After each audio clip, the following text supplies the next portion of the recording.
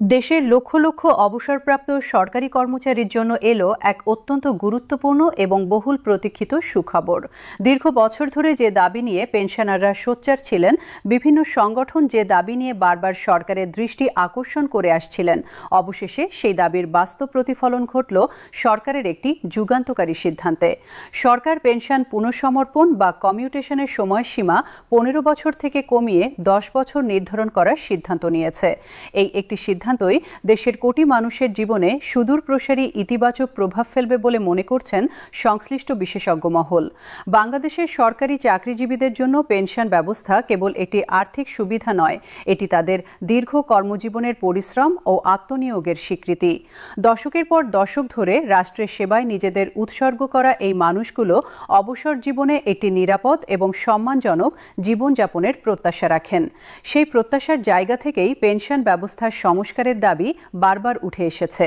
এবার সেই সংস্কারের একটি গুরুত্বপূর্ণ পদক্ষেপ নিল সরকার। পেনশন কমিউটেশন বা পুনঃসমর্পণ বিষয়টি অনেকের কাছে হয়তো কিছুটা জটিল মনে হতে পারে, তাই বিষয়টি পরিষ্কারভাবে বোঝা দরকার।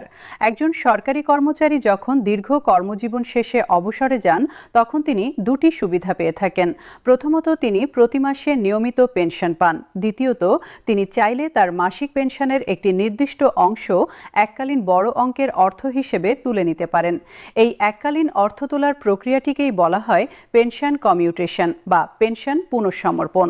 এই সুবিধাটি পেনশনারদের কাছে অত্যন্ত জনপ্রিয়, কারণ অবসর গ্রহণের সময় অনেকেরই হাতে বড় অঙ্কের অর্থের প্রয়োজন হয়। সন্তানের বিয়ে, বাড়িঘর নির্মাণ বা সংস্কার, ঋণ পরিশোধ, ব্যবসায় বিনিয়োগ কিংবা চিকিৎসার জন্য এই এককালীন অর্থ অনেক কাজে আসে। তবে এই সুবিধা নিলে একটি শর্ত থাকে, যতটুকু পেনশন কমিউটেশন হিসেবে নেওয়া হয় সেই পরিমাণ পেনশন নির্দিষ্ট সময়ের জন্য মাসিক পেনশন থেকে কাটা যায়। নির্দিষ্ট সময় পরময় পার হলে পুনরায় পূর্ণ মাসিক পেনশন চালু হয়। আগের নিয়মে এই নির্দিষ্ট সময়সীমা ছিল 15 বছর, অর্থাৎ কোনো পেনশনার যদি অবসর নেওয়ার সময় কমিউটেশন সুবিধা নিতেন, তাহলে তাকে 15 বছর পর্যন্ত কম পেনশনে জীবন চালাতে হতো। এরপরই কেবল তিনি পূর্ণ পেনশন ফিরে পেতেন। বাস্তবতার নিরিখে এই 15 বছরের সময়সীমাটি ছিল অত্যন্ত দীর্ঘ এবং অনেক ক্ষেত্রেই অমানবিক, কারণ বাংলাদেশের প্রেক্ষাপটে একজন মানুষ সাধারণত 57 থেকে 59 বছর বয়সে সরকারি চাকরি থেকে অবসর নেন। সেই বয়সে যদি কেউ কমিউটেশন নেন, তাহলে পূর্ণ পেনশন ফিরে পেতে তার বয়স হয়ে যায় 72 থেকে 74 বছর। এই বয়সে এসে পূর্ণ পেনশন পাওয়া অনেকের জন্যই অনিশ্চিত হয়ে পড়ে, কারণ ততদিনে স্বাস্থ্য এবং আয়ুষ্কালের প্রশ্ন সামনে চলে আসে। পরিসংখ্যান বলছে, বাংলাদেশে সরকারি চাকরি থেকে অবসর নেওয়া কর্মচারীদের একটি বড় অংশ কমিউটেশন সুবিধা গ্রহণ করেন। স্বাভাবিক কারণেই তারা চান যে এককালীন অর্থ নেওয়ার পর যত দ্রুত সম্ভব তারা পূর্ণ পেনশনে ফিরে আসুন। কিন্তু 15 বছরের দীর্ঘ সময়সীমার কারণে এই প্রত্যাশা পূরণ হচ্ছিল না। অনেক পেনশনার এই দীর্ঘ সময় অপেক্ষা করতে করতেই জীবনের শেষ পর্যায়ে পৌঁছে যেতেন। অনেকে তো পূর্ণ পেনশন ফিরে পাওয়ার আগেই পৃথিবী ছেড়ে চলে যেতেন।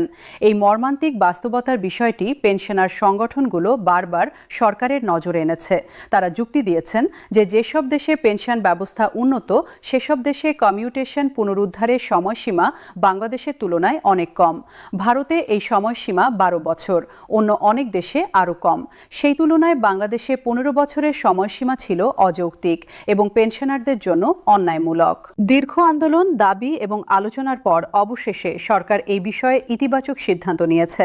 অর্থ মন্ত্রণালয়ের সংশ্লিষ্ট সূত্র নিশ্চিত করেছে যে পেনশন কমিউটেশনের সময়সীমা 15 বছর থেকে কমিয়ে 10 বছর করা হচ্ছে। এই সিদ্ধান্ত কার্যকর হলে একজন পেনশনার কমিউটেশন নেওয়ার 10 বছর পরেই পূর্ণ পেনশন ফিরে পাবেন। আগের তুলনায় 5 বছর আগে পূর্ণ পেনশন ফিরে পাওয়া নিঃসন্দেহে পেনশনারদের জন্য একটি বড় স্বস্তির বিষয়। এই সিদ্ধান্তের তাৎপর্য কতটা গভীর তা বোঝার জন্য একটু হিসাব করা যাক। ধরুন, কোনো পেনশনার 58 বছর বয়সে অবসর নিয়ে কমিউটেশন সুবিধা গ্রহণ করলেন। আগের নিয়মে তাকে 73 বছর বয়স পর্যন্ত অপেক্ষা করতে হতো পূর্ণ পেনশনের জন্য। নতুন নিয়মে তিনি মাত্র 68 বছর বয়সেই পূর্ণ পেনশন ফিরে পাবেন। এই 5 বছরের পার্থক্যটি অনেক বড়। এই 5 বছরে একজন মানুষ যে বাড়তি পেনশন পাবেন তা তার জীবনে আর্থিক স্বস্তি আনবে, চিকিৎসার ব্যয় মেটাতে সহায়তা করবে এবং পরিবারের উপর নির্ভরতা কমাবে।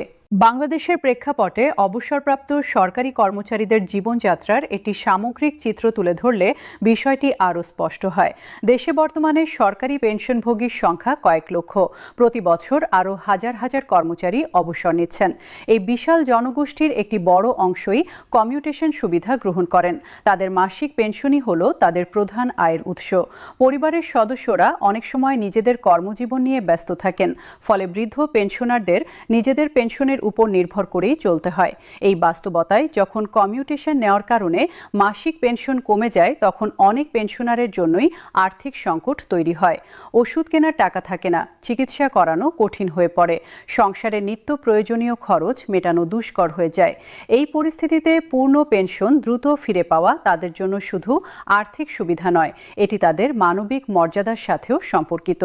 পেনশনার কল্যাণ সংগঠনগুলোর নেতারা এই সিদ্ধান্তকে সাদরে গ্রহণ করেছেন। তারা বলছেন এটি দীর্ঘদিনের ন্যায্য দাবির স্বীকৃতি। তবে তারা আরও বলছেন যে এই সংস্কারই শেষ নয়, পেনশন ব্যবস্থার আরও অনেক ক্ষেত্রে সংস্কারের প্রয়োজন রয়েছে।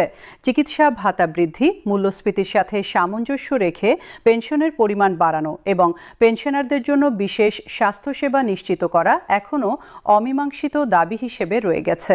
বিশেষজ্ঞরা বলছেন এই সিদ্ধান্ত বাস্তবায়নের মাধ্যমে সরকার একটি গুরুত্বপূর্ণ সামাজিক বার্তা দিচ্ছে। সেই বার্তাটি হলো যে রাষ্ট্র তার অবসরপ্রাপ্ত কর্মীদের প্রতি দায়িত্বশীল এবং তাদের কল্যাণে সক্রিয়ভাবে কাজ করতে প্রতিশ্রুতিবদ্ধ। এটি কেবল একটি নীতিগত পরিবর্তন নয়, এটি রাষ্ট্র ও নাগরিকের মধ্যে বিশ্বাস এবং দায়বদ্ধতার সম্পর্ককেও শক্তিশালী করে। অর্থনীতিবিদরা এই সিদ্ধান্তকে আরও বৃহত্তর প্রেক্ষাপটে বিশ্লেষণ করছেন। তারা বলছেন একটি দেশের সামাজিক নিরাপত্তা ব্যবস্থার মান নির্ধারিত হয় মূলত সেই দেশ কিভাবে তার প্রবীণ নাগরিকদের যত্ন নেয় তার উপর ভিত্তি করে। পেনশন ব্যবস্থার উন্নতি মানে কেবল পেনশনারদের ব্যক্তিগত উপকার নয়, এর ব্যাপক সামাজিক প্রভাবও রয়েছে। পেনশনাররা যখন আর্থিকভাবে সুরক্ষিত থাকেন, তখন তাদের সন্তান ও পরিবারের উপর আর্থিক চাপ কমে, পরিবারের সার্বিক অর্থনৈতিক অবস্থা ভালো থাকে এবং সামাজিক স্থিতিশীলতা বজায় থাকে। প্রসঙ্গত উল্লেখ করা প্রয়োজন যে বাংলাদেশে সরকারি কর্মচারীদের পেনশন ব্যবস্থা ঐতিহাসিকভাবেই একটি গুরুত্বপূর্ণ সামাজিক নিরাপত্তা কাঠামো হিসেবে বিবেচিত। স্বাধীনতার পর থেকে এই ব্যবস্থা চালু রয়েছে এবং সময়ে সময়ে বিভিন্ন সংস্কার হয়েছে। তবে কমিউটেশনের সময়সীমা কমানোর বিষয়টি দীর্ঘদিন ধরে পেনশনারদের দাবির তালিকায় শীর্ষে থেকেছে। এই দাবি পূরণ হওয়া পেনশনারদের আন্দোলনের একটি বড় সাফল্য। তরুণ প্রজন্মের চাকরিজীবীদের জন্য এই সিদ্ধান্ত একটি ইতিবাচক বার্তা বহন করে। যারা এখন সরকারি চাকরিতে রয়েছেন বা ভবিষ্যতে সরকারি চাকরিতে আসতে চান, তারা এখন জানবেন যে অবসরের পর তাদের জন্য একটি উন্নত এবং আরও সহায়ক পেনশন ব্যবস্থা অপেক্ষা করছে। এটি সরকারি চাকরির প্রতি মানুষের আস্থা এবং আগ্রহকেও বাড়িয়ে তুলবে। নতুন এই সিদ্ধান্তের বাস্তবায়ন প্রক্রিয়া নিয়েও এখন আলোচনা চলছে। প্রশ্ন উঠেছে যে যারা আগে থেকেই কমিউটেশন নিয়ে 15 বছরের সময়সীমার মধ্যে রয়েছেন, তাদের ক্ষেত্রে কি এই নতুন নিয়ম প্রযোজ্য হবে? অর্থাৎ যারা ইতোমধ্যে 5 বা 10 বছর অতিক্রান্ত করেছেন কিন্তু 15 বছর এখনও পূর্ণ হয়নি, তারা কি নতুন নিয়মের সুবিধা পাবেন? এই বিষয়টি নিয়ে স্পষ্ট নির্দেশনা আসা দরকার বলে মনে করছেন সংশ্লিষ্টরা। যদি বিদ্যমান পেনশনাররাও এই সুবিধা পান, তাহলে এর প্রভাব হবে আরও ব্যাপক এবং তাৎক্ষণিক। অর্থ মন্ত্রণালয় সূত্র জানিয়েছে যে এই বিষয়টি নিয়ে বিস্তারিত পরিপত্র শীঘ্রই জারি করা হবে। সেই পরিপত্রে বাস্তবায়নের তারিখ, সুবিধাভোগীদের তালিকা এবং প্রশাসনিক প্রক্রিয়া সম্পর্কে বিস্তারিত তথ্য থাকবে। পেনশনারদের পরামর্শ দেওয়া হচ্ছে